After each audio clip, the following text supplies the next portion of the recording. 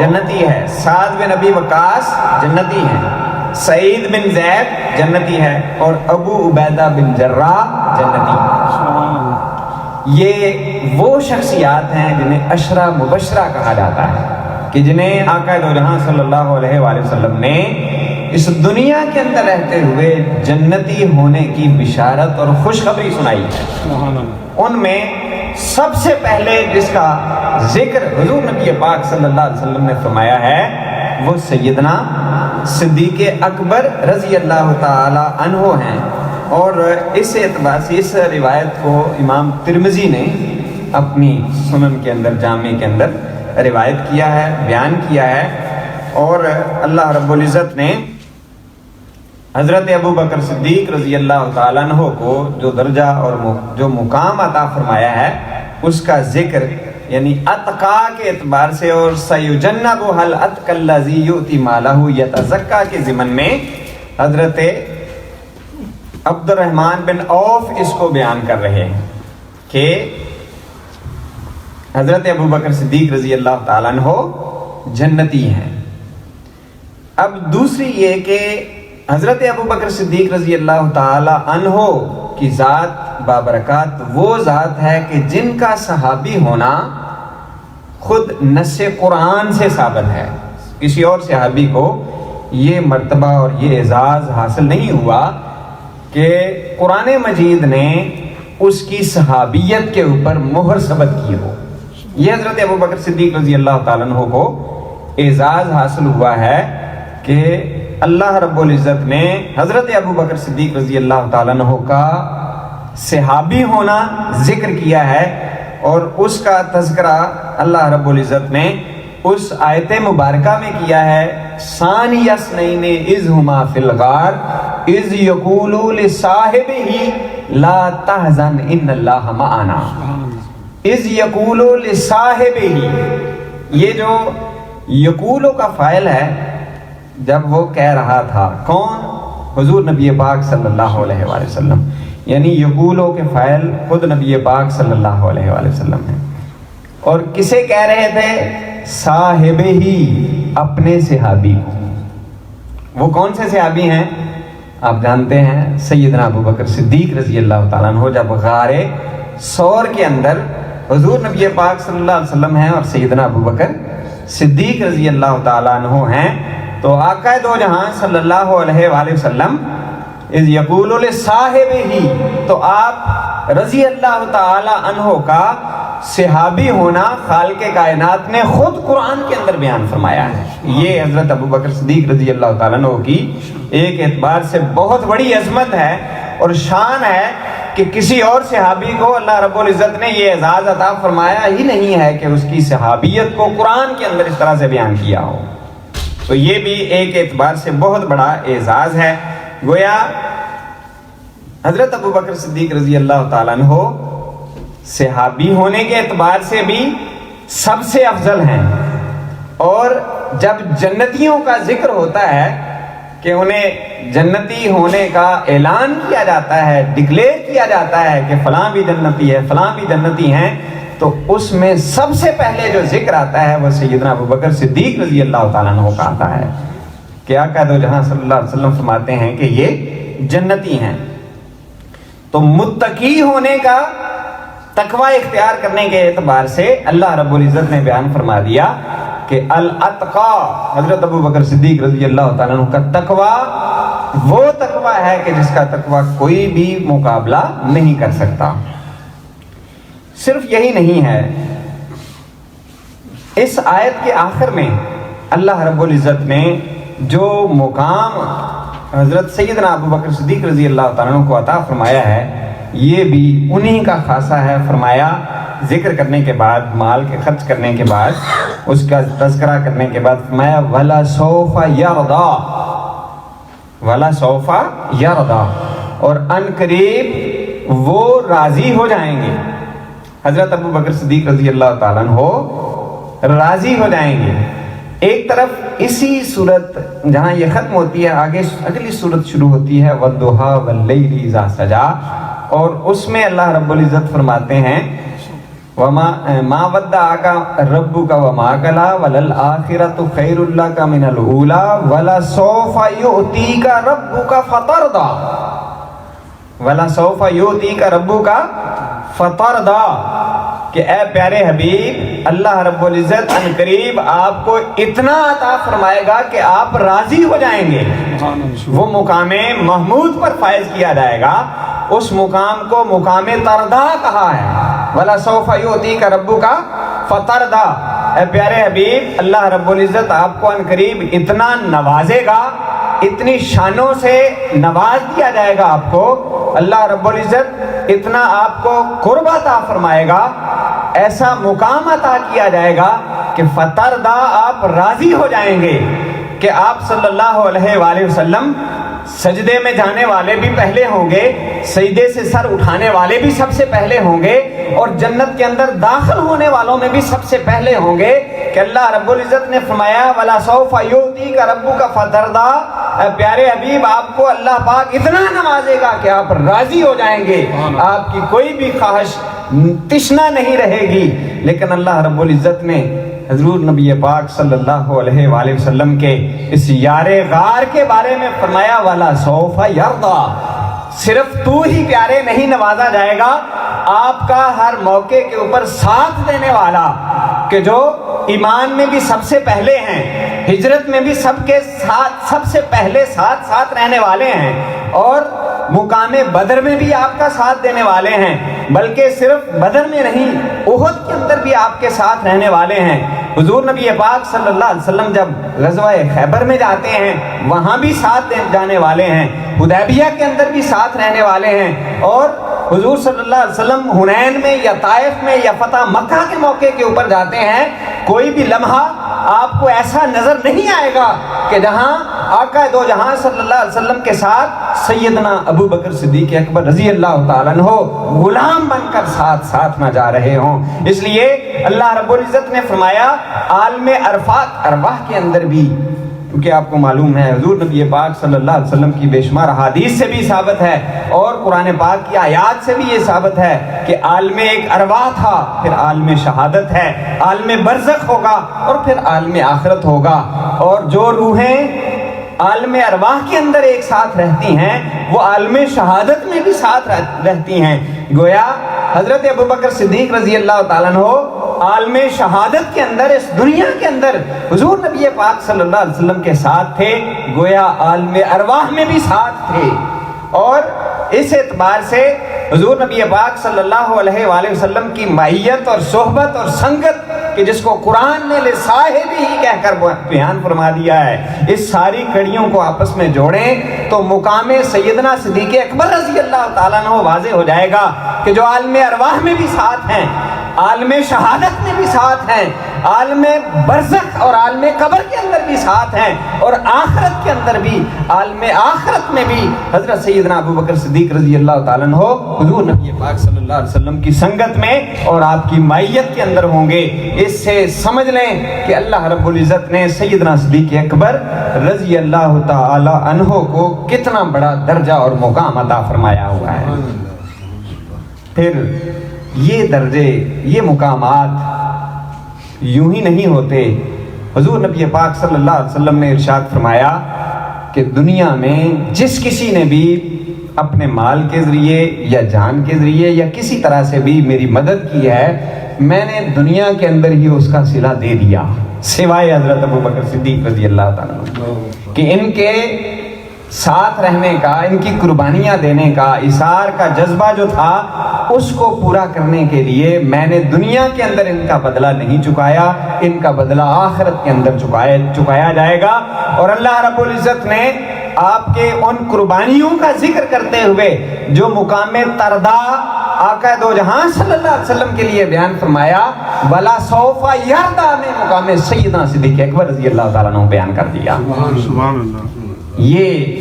مقام یہ درجات یوں ہی نہیں مل جاتے. جب ہم تصویر کا دوسرا رخ دیکھتے ہیں کہ سیدنا ابوبکر صدیق رضی اللہ تعالی عنہ نے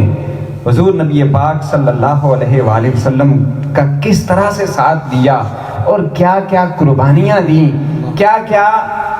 مصیبتیں اور مصائب جھیلے کہ اس عالم کے اندر کہ جب کوئی بھی حضور نبی پاک صلی اللہ علیہ وآلہ وسلم کا ساتھ دینے والا نہیں تھا، سیدنا صدیق اکبر رضی اللہ تعالیٰ عنہ نے اس موقع کے اوپر عقائد و جہاں صلی اللہ علیہ وسلم کی غلامی کا شرف حاصل کیا۔ ایک دفعہ حدیث پاک میں روایت ہے کہ سیدنا عمر فاروق رضی اللہ تعالیٰ عنہ سیدنا ابوبکر صدیق رضی اللہ تعالیٰ عنہ کے ساتھ کچھ چپکلش ہوئی، کچھ تلخ کلامی ہوئی، تو حضرت ابوبکر صدیق رضی اللہ تعالیٰ عنہ اپنے گھر میں چلے گئے۔ پہلے انہیں کہا، حضرت ابوبکر صدیق رضی اللہ تعالیٰ عنہ نے سوچا اور کہا کہ آپ اس بات کو درگزر کریں، معاملہ ختم کریں، لیکن حضرت ابوبکر صدیق رضی اللہ تعالیٰ عنہ کے کہنے پر عمر فاروق رضی اللہ تعالیٰ عنہ، چونکہ وہ بھی طیش والے تھے، غصے والے تھے، دروازہ بند کر لیا۔ آقا دو جہاں صلی اللہ علیہ وسلم کی بارگاہ میں سیدنا ابوبکر صدیق رضی اللہ تعالیٰ عنہ حاضر ہوئے اور جا کے معاملہ بتایا کہ اس طرح سے پیش آئے۔ قربان جائیں صحابہ کے اوپر بھی حضرت عمر فاروق رضی اللہ تعالیٰ عنہ خود جب دروازہ بند کر لیا تو بعد میں سوچنے لگے کہ یہ میں نے کیا کیا۔ وہ حضرت ابوبکر صدیق رضی اللہ تعالیٰ عنہ کے گھر گئے۔ لوگ کہتے ہیں صحابہ بڑے آپس میں جھگڑنے والے تھے۔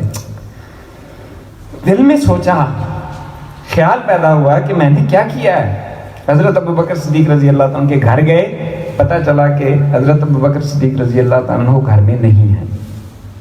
پھر بارگاہ نبوی میں چلے گئے، جب دیکھا تو سیدنا صدیق اکبر رضی اللہ تعالیٰ عنہ پہلے سے موجود تھے، اور آقا دو جہاں صلی اللہ علیہ وسلم حضرت ابوبکر صدیق رضی اللہ عنہ کی بات سن کر تھوڑا طیش میں بھی آئے اور ساتھ مخاطب کرتے ہوئے فرمایا، اے عمر، آپ کو معلوم نہیں یہ سیدنا صدیق اکبر رضی اللہ تعالیٰ عنہ کی عظمت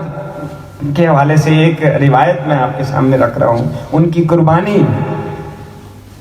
فرمایا، عمر کیا معلوم نہیں کہ جب میں نے اعلان نبوت کیا تھا تم سب نے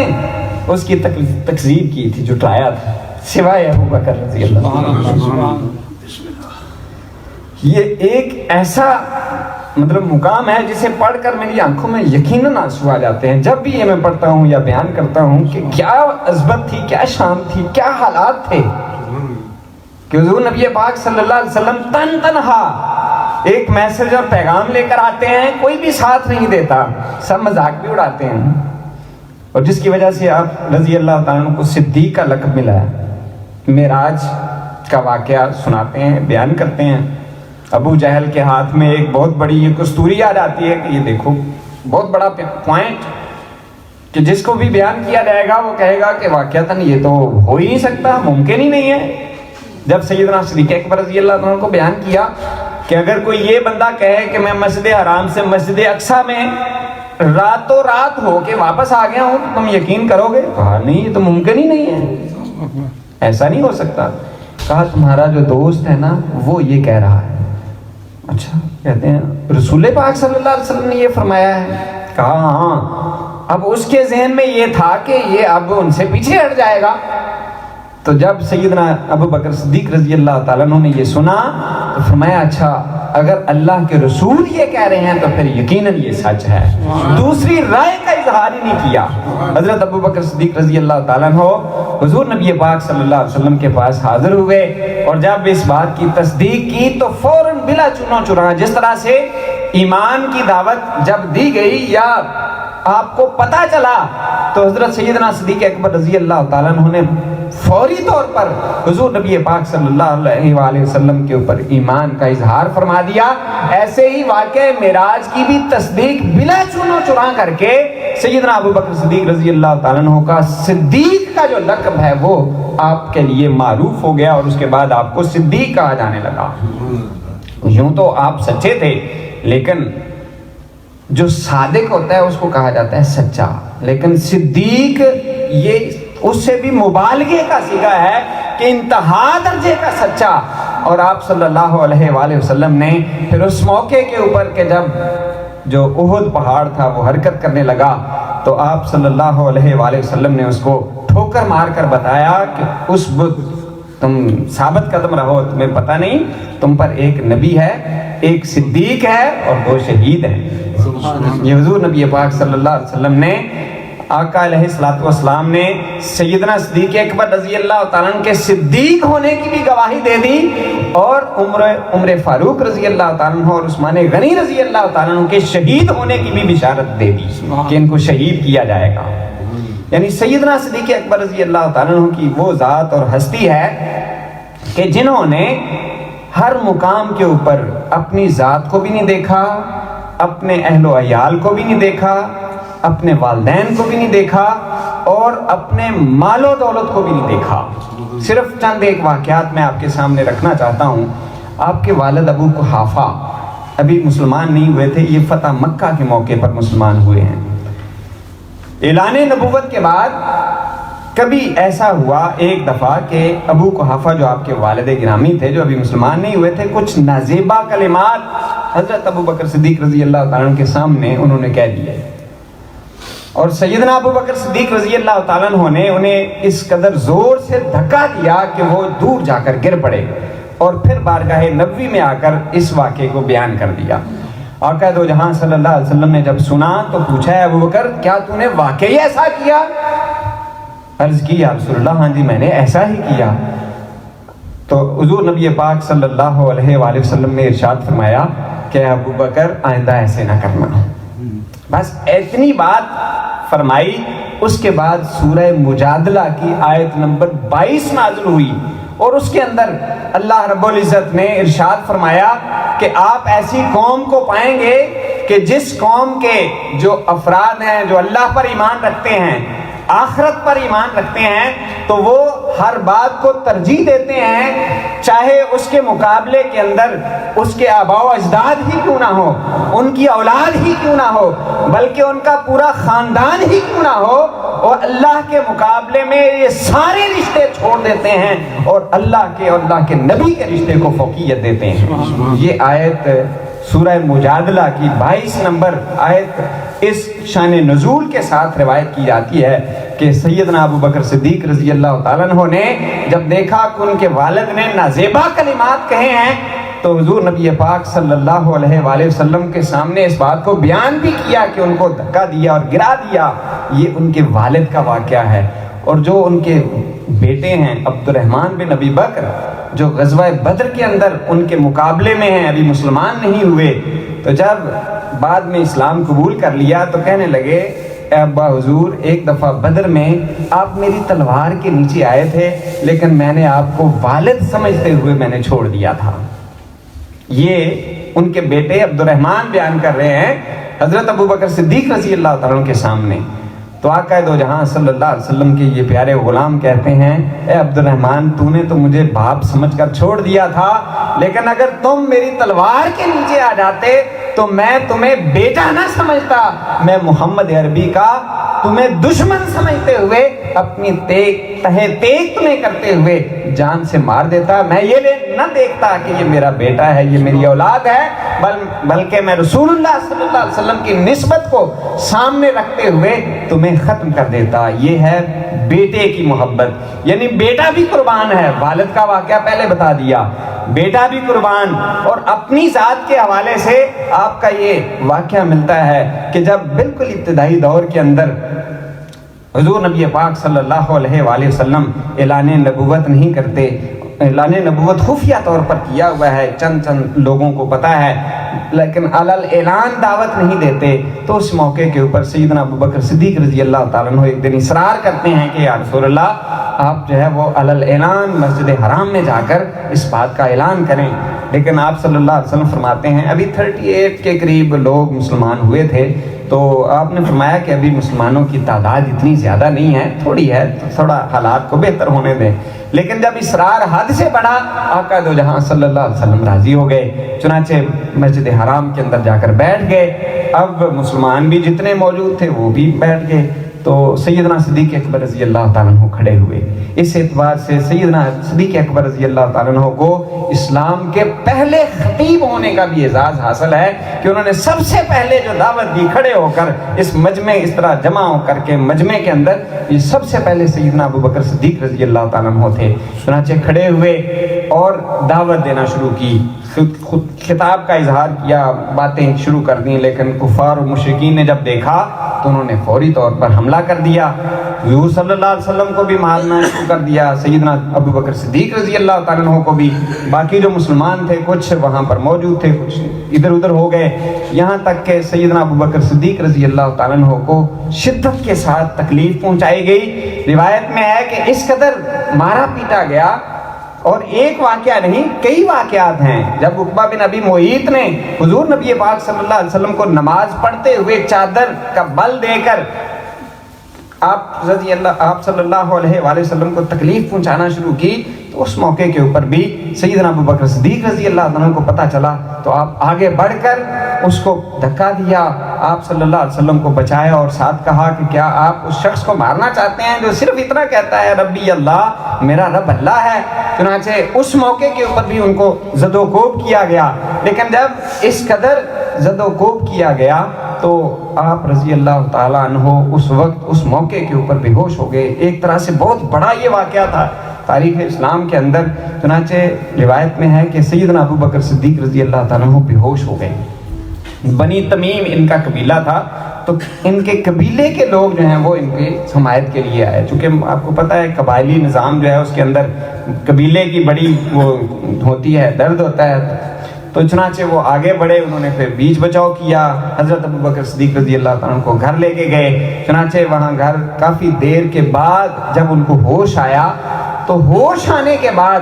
جو سب سے پہلا جملہ اور سوال کیا، اس سے پھر ان کے قبیلے والے بگڑ گئے کہ جس کی وجہ سے اس حالت کے اندر پہنچے ہیں پھر اسی کا نام لے رہے ہیں۔ سیدنا صدیق اکبر رضی اللہ تعالیٰ عنہ کو جب ہوش آیا تو سب سے پہلے جو بات کی، جو سوال کیا، وہ یہ تھا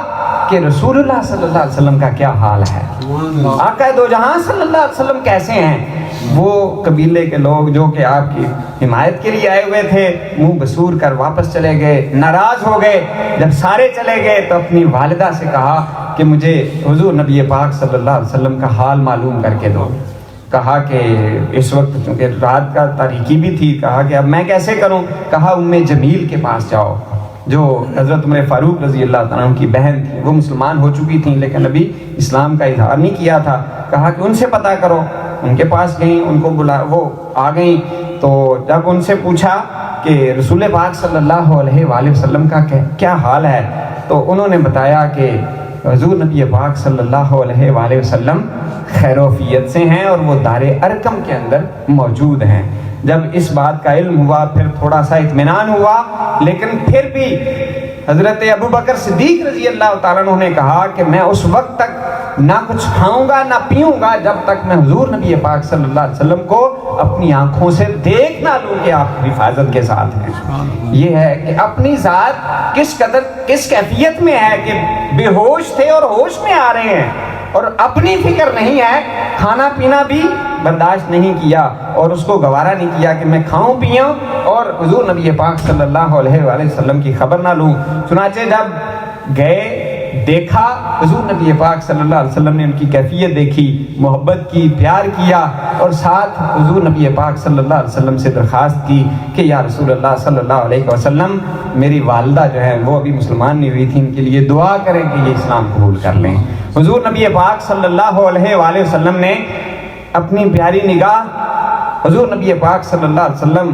کی، چونکہ نگاہ بھی وہ ایسی نگاہ تھی کہ جس کی طرف محبت کے ساتھ جس طرف اٹھ گئی دم میں دم آ گیا۔ اس نگاہ کا کیا عالم کہ حضرت ابو بکر صدیق رضی اللہ تعالیٰ عنہ کے لیے دعا کریں اور ان کے دل کی دنیا نہ بدلے۔ جو ہی دعا کی تو ان کے دل کی دنیا بدل گئی اور وہ بھی اسلام قبول کر لیا۔ حضرت ابو بکر صدیق رضی اللہ تعالیٰ عنہ کو یہ اعزاز حاصل ہے کہ والدین بھی مسلمان ہیں، صحابہ ہیں، صحابہ کے اندر شامل ہیں، حضور نبی پاک صلی اللہ علیہ وسلم پر ایمان رکھتے ہیں۔ جیسے میں نے پہلے بتایا ابو قحافہ جو آپ کے والد تھے وہ بھی فتح موقع کے اوپر مسلمان ہو گئے تھے، والدہ اس موقع کے اوپر مسلمان ہو گئی، آپ کے تینوں بیٹے وہ بھی مسلمان ہیں اور صحابی ہیں، اور آپ کی تینوں بیٹیاں وہ بھی مسلمان اور صحابی ہیں۔ صرف یہی نہیں، آپ کے پوتے اور نواسے بھی حضور نبی پاک صلی اللہ علیہ وسلم کے اوپر ایمان لانے والے تھے۔ یہ سیدنا ابو بکر صدیق رضی اللہ تعالیٰ عنہ کو اتنی قربانیاں دینے کا یہ اعزاز ملا ہے کہ اللہ رب العزت نے آقا دو جہاں صلی اللہ علیہ وسلم کے لیے مقام تردا کو پسند فرمایا ہے اور قرآن کے اندر بیان فرمایا ہے وَلَا سَوْفَ يُؤْتِيكَ رَبُّكَ فَتَرْضَىٰ. لیکن سیدنا ابو بکر صدیق رضی اللہ تعالیٰ عنہ کے لیے اللہ پاک نے فرمایا وَلَا سَوْفَ يَرْضَىٰ. ادھر تردا ہے اور ادھر یردا ہے کہ حضور نبی پاک صلی اللہ علیہ وآلہ وسلم کو جس طرح سے انبیاء کے اندر وہ مقام اور درجہ عطا کیا گیا ہے کہ وہ امام الانبیاء ہیں اور سب نبیوں کے سردار ہیں، اللہ رب العزت نے حضور نبی پاک صلی اللہ علیہ وسلم کے صدقے سے صدیق اکبر رضی اللہ تعالیٰ عنہ کو یہ درجہ اور مقام دیا ہے کہ تمام لوگوں کے، تمام انبیاء کے صحابہ کے اندر حضور نبی پاک صلی اللہ علیہ وسلم کے صحابہ میں سے سیدنا ابو بکر صدیق رضی اللہ تعالیٰ عنہ کو مقام یردا پہ فائز کیا ہوا ہے. اور یہ وہ مقام اور درجہ ہے کہ جو کسی اور نبی کے کسی امتی کو حاصل نہیں ہوا کہ یہ صرف جان کے اعتبار سے، اپنے اولاد کے اعتبار سے اور اپنے والدین کے اعتبار سے کوئی کمپرومائز نہیں کیا، یہاں تک کہ اپنا مال تو انہوں نے اس قدر حضور نبی پاک صلی اللہ علیہ وسلم کی بارگاہ میں پیش کر دیا ہے کہ جس کا میں نے پہلے بھی بیان کیا. حضور نبی پاک صلی اللہ علیہ وسلم نے فرمایا کسی کے مال نے اتنی مجھے منفعت، اتنا فائدہ نہیں دیا جتنا فائدہ سیدنا ابو بکر صدیق رضی اللہ تعالیٰ عنہ کے مال نے مجھے پہنچایا ہے. اور اسی وجہ سے حضور نبی پاک صلی اللہ علیہ وآلہ وسلم نے فرمایا کہ اس کا بدلہ میں اس دنیا کے اندر نہیں دے سکا، آخرت کے اندر انہیں وہ بدلہ دیا جائے گا. حضرت ابو بکر صدیق رضی اللہ تعالیٰ عنہ کے پاس آپ کو پتہ ہے بہت بڑے مالدار تھے، تاجر تھے،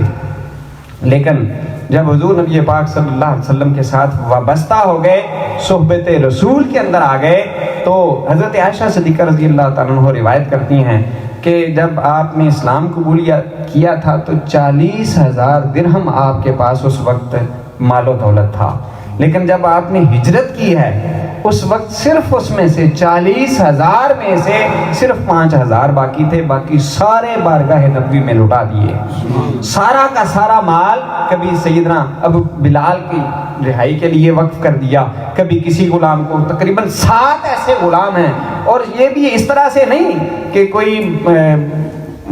اس طرح سے سودا بازی کی ہو کہ نہیں، جتنی قیمت کسی نے مانگی اتنی ہی خاموشی کے ساتھ ادا کر لی. بلال کی رہائی کے اوپر یہ کوئی مطلب ایسے نہیں ہے کہ جیسے سیدنا صدیق اکبر رضی اللہ تعالیٰ عنہ کوئی سوچتے نہیں تھے، سمجھتے نہیں تھے، لیکن اتنے کامیاب تاجر تھے. امیہ بن خلف سے جب حضرت بلال حبشی کو رہا کیا نا، آزاد کروایا، تو اس نے کہا کہ جب آپ نے منع کیا کہ اس کے اوپر ظلم و ستم نہ کیا کرو، اس نے کہا اگر اتنا آپ کو تکلیف ہوتی ہے تو آپ خرید کیوں نہیں لیتے؟ کہا اچھا چلو بیچ دو. اچھا اس کی کیا قیمت ہو؟ ہاں جی کہو کتنی قیمت چاہیے آپ کو؟ اس نے کہا جی، اس نے تو بگانے کے لیے کہا کہ جی 40 اوقیہ چاندی، اور ایک روایت میں کچھ اور ہے 5 اوقیہ سونا. یہ اس وقت جو استعمال ہوتا ہے، مختلف روایات ہیں. کسی نے یہ بھی نقل کیا 2,000 درہم اس نے مانگے. تو آپ نے کہا چلو ٹھیک ہے جی یہ لو. اس نے حیرانگی سے وہ کہا ابو بکر ہم آپ کو تو بڑا سمجھدار تاجر سمجھتے ہیں کہ آپ نفع بخش تجارت کرنے والے ہیں، آپ کیا کر رہے ہیں؟ اس غلام کو یہ تو اتنا نکمہ ہے، اس کو تو اپنی سزا سے بچنے کے لیے 2 کلمات بولنا نہیں آتے اور آپ اس کی اتنی قیمت لگا رہے ہیں. حضرت سیدنا ابو بکر صدیق رضی اللہ تعالیٰ نے کہا ہے نادان تمہیں پتہ ہی نہیں کہ اس کی قیمت کتنی ہے. جب تک بکے نہ تھے کوئی پوچھتا نہ تھا، تو نے خرید کر نمول کر دیا. جب آقا دو جہاں صلی اللہ علیہ وسلم سے سیدنا صدیق اکبر رضی اللہ تعالیٰ نے سن لیا کہ بلال کی رہائی کی خواہش حضور کر رہے ہیں، تو آقا دو جہاں صلی اللہ علیہ وسلم کی خواہش کے لیے سب کچھ قربان کر دیا. کہا کتنا مانگتے ہو؟ جتنا مانگا دے دیا. یہاں تک ایک روایت میں آتا ہے اس نے کہا ایسے دڑانے کے لیے کہ یہ نہ خریدے، کہا کہ میں تو یہ چاہتا ہوں کہ تم اپنا وہ فلاں فستات ایک غلام تھا جو حضرت ابو بکر صدیق رضی اللہ عنہ، کہا کہ وہ غلام بھی ساتھ دے دو. ایک روایت میں آتا ہے اس نے پھر ایک ڈیمانڈ اور بڑھا دی، کہا کہ مجھے 100 اونٹ چاہیے. تو آپ نے کوئی بات نہیں کی، اس نے جو کچھ مانگا سیدنا ابو بکر صدیق رضی اللہ عنہ نے سب کچھ لڑا دیا. یہاں کے ایک بڑی اہم بات بھی، اس نے کہا کہ یہ تم سودا تو کر رہے ہو اور بڑے گھاٹے کا سودا ہے، میں اس سودے کو لوگوں کے اندر مشہور کروں گا کہ ابو بکر جو ہے نا وہ بالکل تاجر ایسا ہے جس کو پتہ ہی نہیں ہے، کوئی سمجھ ہی نہیں ہے. یعنی یہ کسی بندے کے لیے بہت بڑی بات ہوتی ہے کہ لوگوں کے اندر اسے بدنامی مل جائے کہ یہ تو اچھا تاجر نہیں ہے، یہ تو سمجھدار تاجر نہیں ہے، بے وقوف تاجر ہے۔ تو حضرت ابوبکر صدیق رضی اللہ تعالیٰ نے اپنی شہرت بھی داؤ پر لگا دی، کہا جو کچھ تم کرنا چاہتے ہو کر لو، بلال جو ہے وہ منہ مانگی قیمت لے کر میں اسے چھوڑ دوں گا۔ حضور نبی پاک صلی اللہ علیہ وسلم کی بارگاہ میں حاضر ہوئے اور آقا دو جہاں صلی اللہ علیہ وسلم نے پوچھا کہ بلال کو تم نے آزاد کر دیا ہے؟ اس کے اندر میں بھی اس کے اندر شامل ہونا چاہتا تھا۔ تو حضرت ابوبکر صدیق رضی اللہ تعالیٰ نے عرض کی کہ یا رسول اللہ، آپ جس کو اس کا مالک سمجھ رہے ہیں وہ بھی آپ کا غلام ہے، یعنی میں بھی آپ ہی کا غلام ہوں، میں اور آپ، میرا مال، یہ سب کچھ حضور کا ہی تو ہے۔ آقا دو جہاں صلی اللہ علیہ وسلم کے لیے سیدنا ابوبکر صدیق رضی اللہ تعالیٰ عنہ نے سب کچھ قربان کر دیا دین اسلام کے لیے، دین اسلام کی آبیاری کے لیے، اور صلہ یہ ملا کہ اللہ رب العزت نے مقام تردا اپنے حبیب کے لیے پسند کیا اور مقام یردا سیدنا ابوبکر صدیق کے لیے قبول کیا۔ اللہ رب العزت سے دعا ہے خالق و مالک ہم سب کو عمل کرنے کی توفیق عطا فرمائے، اور سیدنا ابوبکر صدیق رضی اللہ تعالیٰ کی سیرت کو اپنا کر دین اسلام کے لیے ہمیں اپنے مال کو بھی، اپنی جان کو بھی، اپنا سب کچھ دین اسلام کے مقابلے کی جب بات ہو تو سارا کچھ قربان، لیکن دین جو ہے وہ پریفر ہو۔ اللہ پاک سے دعا ہے کہ وہ خالق و مالک ہم سب کو عمل کرنے کی توفیق عطا فرمائے۔ وما علیہ الا البلاغ۔